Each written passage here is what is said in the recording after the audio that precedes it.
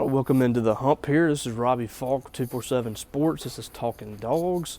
A little post-game reaction here from Humphrey Coliseum after Mississippi State women's basketball gets a big 78-58 win over Texas A&M. The Aggies are struggling this year. I think they're 1-7 in SEC play, but this is still a really talented team coached by a legendary coach in Gary Blair, and Mississippi State came out and absolutely handled this Aggie team. It was a 5-point lead after the first quarter. Mississippi State took that out to 18 at halftime, and it never got back to single digits. And I thought it was just a well-played ball game by the Bulldogs today.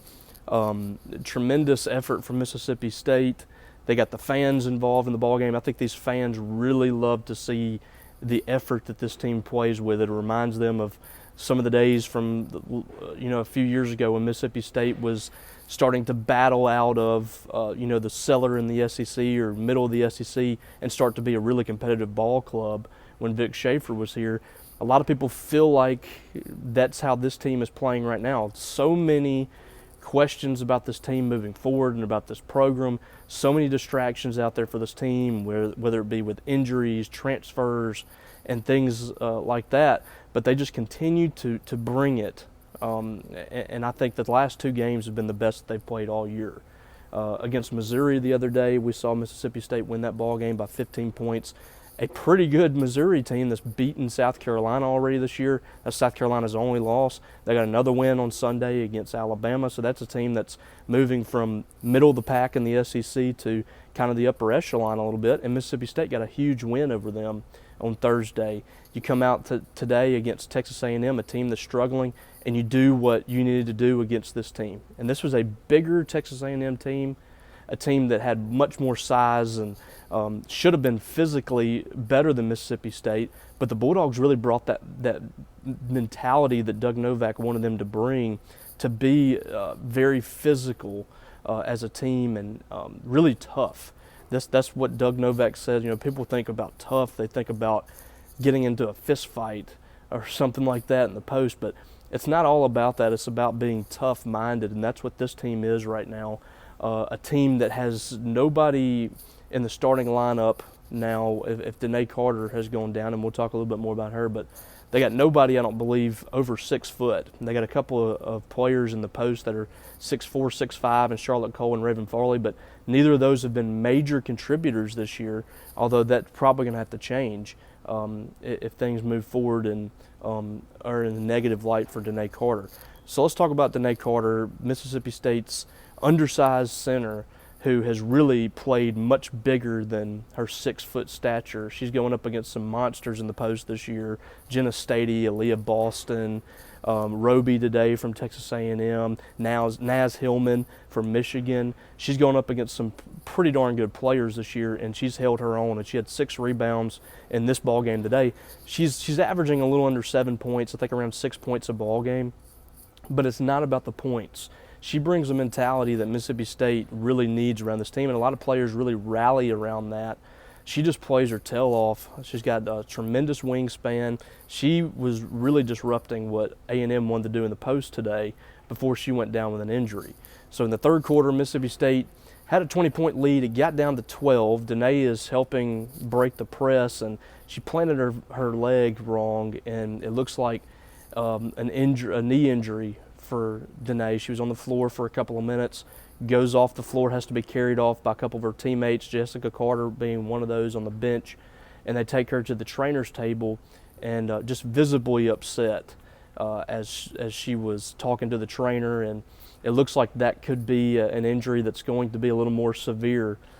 We don't know the exact details on that. Doug Novak didn't provide us any details because he doesn't know of the exact details just yet, but I imagine they're probably going to have an MRI or something like that on Monday to get a closer look at what's going on there. But came back to the bench on crutches. She wasn't able to put any pressure on her leg, so that could be a big loss for Mississippi State, a team that is already suffering some big losses. They lost Rickea Jackson last week to transfer, averaging 20 points per ball game, but this team just continues to answer the bell. I don't know what it is about this team. They're down to 8 players if Denae Carter's out.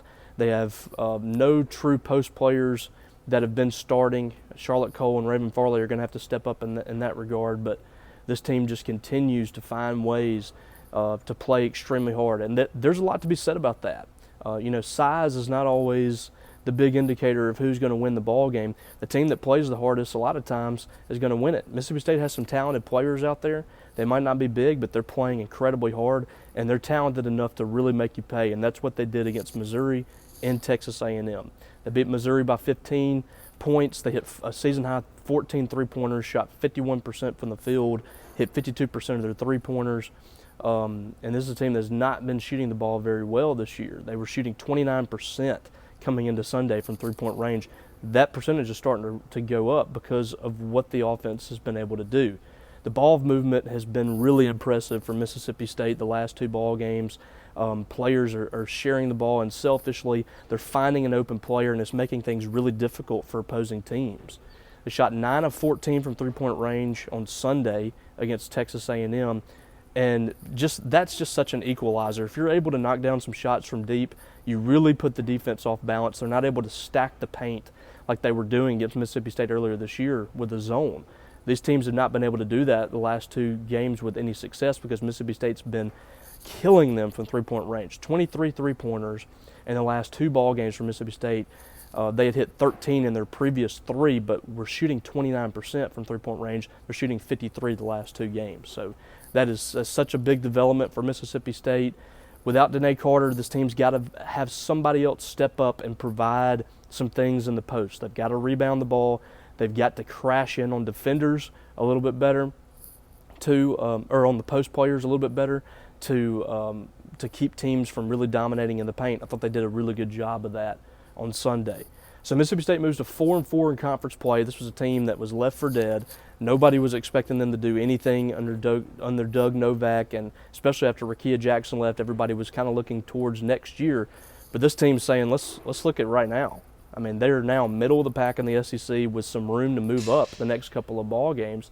They have Auburn coming up on Thursday, and then they get a little bit of a break. The next week they got Florida and Ole Miss. This is a big stretch for Mississippi State, who is now pushing themselves into the conversation of the NCAA Tournament. I think they were on the last four out after their win against Missouri. This win's probably they're either going to be still in that last four out, but move up maybe a couple spots, or they may move into the last four in.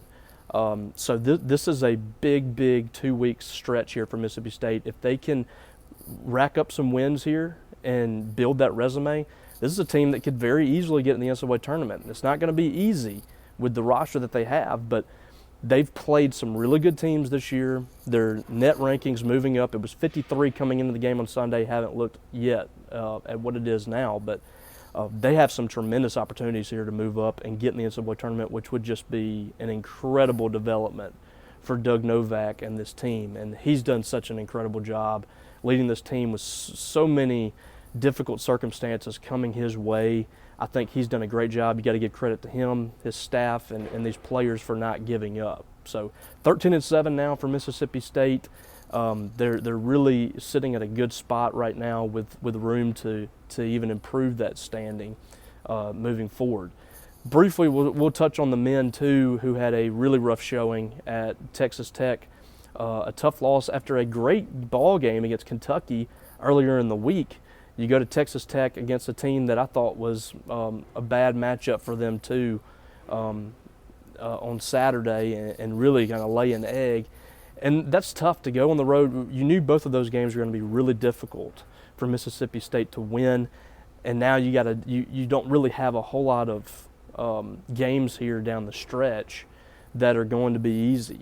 And you can't mess up against any of these teams like South Carolina, Missouri, and teams like that are beatable teams that you're probably better than right now. You have to win those ball games, and you're going to have to beat some teams that you weren't supposed to beat. So the road is getting more difficult here for Ben Howland and his team to build an NCAA tournament resume. And right now, they're going to be on the outside of the NCAA bubble. There's chances here down the stretch, but time is running out, and those chances are running out for Mississippi State to make a move. So they've got to come together and get some wins here over the next couple of weeks. Not going to be easy, but the Bulldogs have to find a way to fight here down the stretch. So two teams that have, the women had a good week, the men did not. But it seems to go up and down for both of these teams. And, it might change next week with the men having a bigger week than the women. But big opportunities ahead for both of these teams who are both on the outside looking into the NCAA tournament bubble, but have chances to move up. The women right now have a little bit more momentum, but we'll see what happens this week. I want to thank you guys for checking in once again on this. I love talking to you guys every week, talking basketball, talking Mississippi State sports, and baseball is about to get started, so we're going to have a great time during baseball season. But don't forget to subscribe to this on YouTube and support this YouTube channel, and subscribe to our website at 247 Sports as well. We work so hard for you guys, and we appreciate all of you so much for supporting us over there at 247. So thank you guys for watching this. Subscribe to this if you aren't already. We have updates throughout the week with press conferences, these little things I try to do after big wins from Mississippi State. We have the Talkin Dawgs chat that we like to get involved with at times, and we'll try to do that probably sometime this week. But subscribe to that so you're up to date when these things are dropping, and I really appreciate that in advance. Hope you guys have a great week coming up. Stay safe out there, and we'll talk to you later.